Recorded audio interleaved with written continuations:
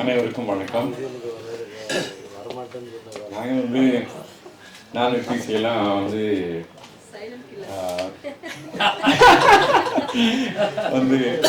என்ன சொல்றீங்க, மேடை பேச்சுக்கான ஆட்கள் இல்லை தான். ஆனால் இளவேனிலுடைய புத்தகம் வெளியிடுவதில் இந்த இந்த நிகழ்ச்சியில் கலந்து கொள்வது எனக்கும் பெரிய மகிழ்ச்சி. ஆக்சுவலாக the art of photography actually என்ன சொல்லுங்க, தமிழ்நாட்டில் எனக்கு தெரிஞ்ச சில முக்கியமான திரைப்படத்துறை ஆரம்பித்த காலத்திலிருந்து நிர்வாக சில பெரிய மாபெரும் கலைஞர்கள் இந்திய அளவில் இருந்த இடத்திலிருந்து தமிழ்நாட்டில் வேலை செய்திருக்க மிக முக்கியமான கலைஞர்கள் எல்லாம் இன்று இந்த நிகழ்ச்சியை நினைக்கும் போது எல்லோரையும் நான் மனதில் நினைத்துக் கொள்கிறேன். அதில் சில பேருடைய ஒர்க்கை நான் பக்கத்தில் இருந்தும் பார்த்துருக்கிறேன். இந்த வாய்ப்பும் எனக்கு அவ்வளோ கிடைச்சிருக்கு. கூட ஓவிய கல்லூரி மாணவராக நாங்கள் இருந்தது. அதில் கடைசி தொடர்ச்சியாக ரவிசங்கர் எனக்கு தெரிஞ்சு பத்திரிகை துறையில் வேலை பார்த்த இன்னும் இன்றைக்கும் இருக்கிற புகைப்படக்காரர்கள். அதில் அவங்க இண்டிபெண்டான ஃபோட்டோகிராஃபிஸ் எல்லாத்தையும் பார்த்துருக்கேன். பத்திரிகையோடு சேர்ந்து இயங்கியதை தாண்டி அதையும் பார்த்துருக்கிறேன். ஆக்சுவலாக எங்களுக்கு நான் ஓவிய கல்லூரி படிக்கிற காலத்தில் எனக்கு அடிப்படையிலே ஃபோட்டோகிராஃபி மேலே உள்ள ஆசையில் நான் 9வது படிக்கும்போது வீட்டுக்கு தெரியாமல் போய் ஒரு கேமரா வாங்கிட்டு வந்துட்டேன். அப்படிதான் நானும் இந்த துறை பக்கத்தில் இருந்திருக்கிறேன். எங்களுக்கு ஒரு ஓவிய கல்லூரி படிக்கிற காலத்தில் திடலோடு, அதாவது பெரியார் திடலோடு இருந்த தொடர்பில் நான் இன்னைக்கும் லைஃப்பில் பெரியாருடைய லைஃப்பில் இருக்கிற கலர் ஃபோட்டோகிராஃபி, அதாவது சுபாஷ் சந்திரம் எடுத்த புகைப்படங்கள் தான் கலரில் இருக்கிறது, எக்ஸிஸ்டன்ஸில் இருக்கிற படங்கள். அந்த படங்களை அவர் எடுக்கிற போது நான் தான் அவருக்கு உதவியாக இருந்தேன். பல பேருக்கு தெரியாது, கூட அவருக்கு ஹெல்ப்ஃபுல்லாக அன்னைக்கு அவர் சன்லைட்டில் வச்சு எடுக்கும்போது நான் தற்செயலாக அங்கே இருந்தபோது நான் தான் கூடவே இருந்தேன் அந்த ஹாஃப் அ டே. அதுவும் எனக்கு புகைப்படம் தான் அதுவும் எனக்கு சேர்ந்து தான் எனக்கு இருக்கிற ஈடுபாட்டில். பிறகு ஓவிய கல்லூரியில் நாங்கள் இயங்கிய காலகட்டத்தில் டெல்லி அகாடமியோட வேலை எங்களுக்கு இருந்த காலகட்டத்தில் தான் நாங்கள் ஜேஎஸ்ன்னு ஒரு மேகசின் பிசி தெரியும், பிசியோடையும் எனக்கு ஓவிய கல்லூரி நான் படிக்கும்போது அவங்க கல்லூரியில் அவங்கெல்லாம் ஃபிலிம் இன்ஸ்டியூட்டில் படிக்கிறாங்க, அந்த கனெக்ஷன் எங்களுக்குலாம் வந்துச்சு. ஆக்சுவலாக கல்கட்டாவில் ஜேஎஸ் கல்கட்டாவில் இருந்தது. அது ஓவியர்கள் புகைப்படக்காரர்கள் எல்லாம் ஜூனியர் ஸ்டேட்ஸ்மேன் ஒரு பத்திரிகை, மிக முக்கியமான பத்திரிகை. நான் தொடர்ந்து வாசிக்கிற இதில் இருந்தேன். அதுதான் முதல்ல ரகுராயுடைய புகைப்படங்களை நாங்கள் பார்க்கிறோம்.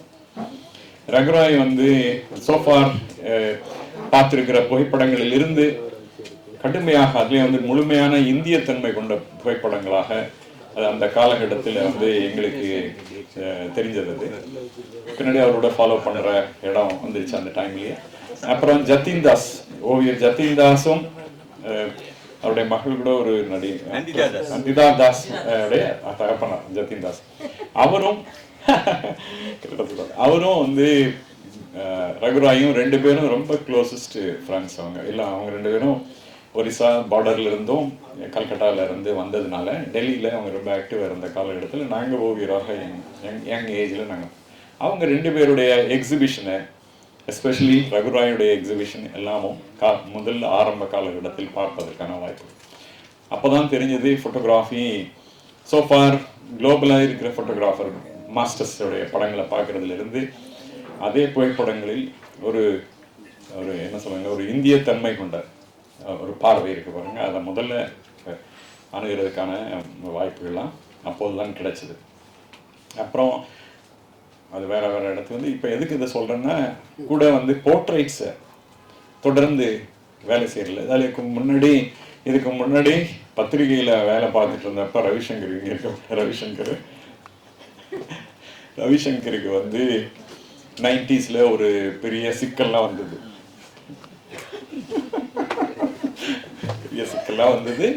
அந்த நேரம் அவரை தொந்தரவும் பண்ணாங்க.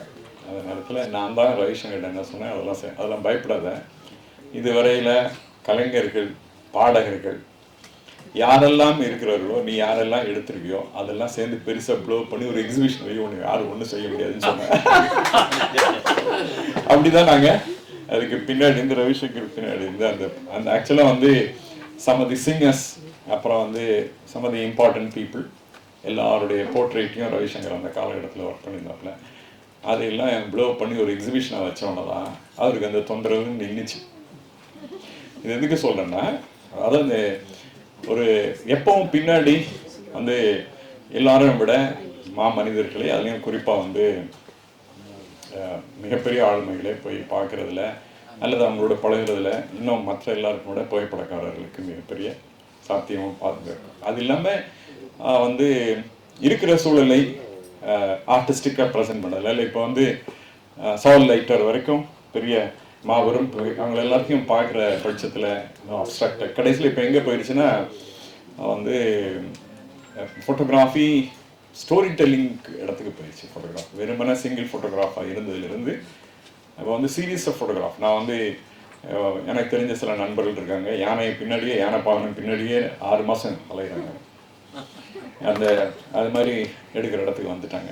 அது மாதிரி வந்து ஒரு ஒரு ஒரு பெரிய எக்ஸ்டென்ஷன், பெரிய இடத்துக்கு இன்னொரு அடுத்த இடத்துக்கு, அதாவது வெறும் ஃபோட்டோகிராஃபி இது பிக்சர் இல்லாத சிங்கிள் பிக்சராக இருக்கிற இடத்துலேருந்து ஸ்டோரி டெல்லிங்க்கு வந்துச்சு. அது இருந்தாலும் எல்லாம் என்ன சொல்கிறாங்க, ஆர்டிஃபிஷியல் இன்டெலிஜென்ஸினுடைய த்ரெட்டெல்லாம் அதுக்கு இருந்தாலும் எப்போதும் கேமராவை பின்னாடி இருக்கிற கலைஞர்கள் எப்போதும் அது வந்து வெறும் உபகரணம் தான், கலைஞர் தான் முக்கியமானது. அவர் தான் வந்து அதை ப்ரெசென்ட் பண்ணுறாரு. அந்த வகையில் இளவணிலையும் எனக்கு வந்து கிட்டத்தட்ட ஒரு 30 ஆண்டுகள் எனக்கு தெரியும்.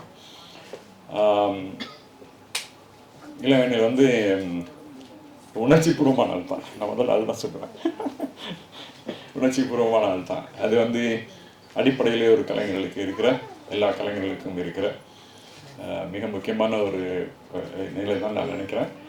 அவர் வந்து இந்த கடந்த காலத்தில் அவர் வந்து அவர் ப்ரெசென்ட் பண்ணதில் வந்து இந்த புத்தகத்தில் ப்ரெசென்ட் பண்ணாத சில படங்களையும் நான் பார்த்துருக்கேன். ரொம்ப அற்புதமான படங்களை.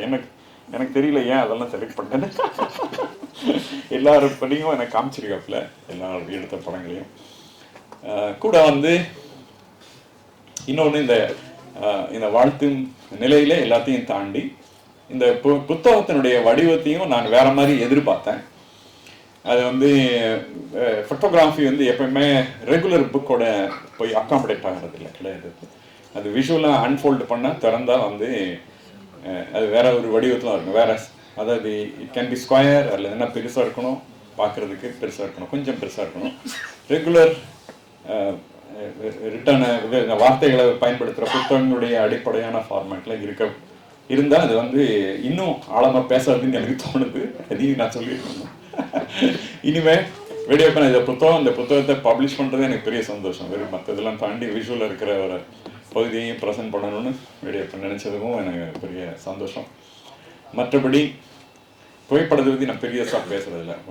வந்து இளவெளியில் எப்போவுமே வந்து தான் அறிந்திருக்கிற நண்பர்கள் எல்லாம் இந்த மாதிரியான ஆளுமைகளோட அவங்களை இணைக்கிறதும் அதில் வந்து ஒரு முக்கியமான தன்னை மட்டும் இல்லை, அதை ரொம்ப வைடாக்குவாப்பில் கூட வந்து ரொம்ப நுட்பமான அந்த சந்திப்புகளில் நுட்பமான சில பகுதிகளை எனக்கு சொல்லுவார். அவர் சந்தித்த நண்பர்களை பற்றி நானும் கவனிக்காத ஒரு பகுதியெல்லாம் எனக்கு வந்து சில ஜஸ்டஸ் எல்லாம் சொல்லியிருக்கேன் அப்படின்ட்டு.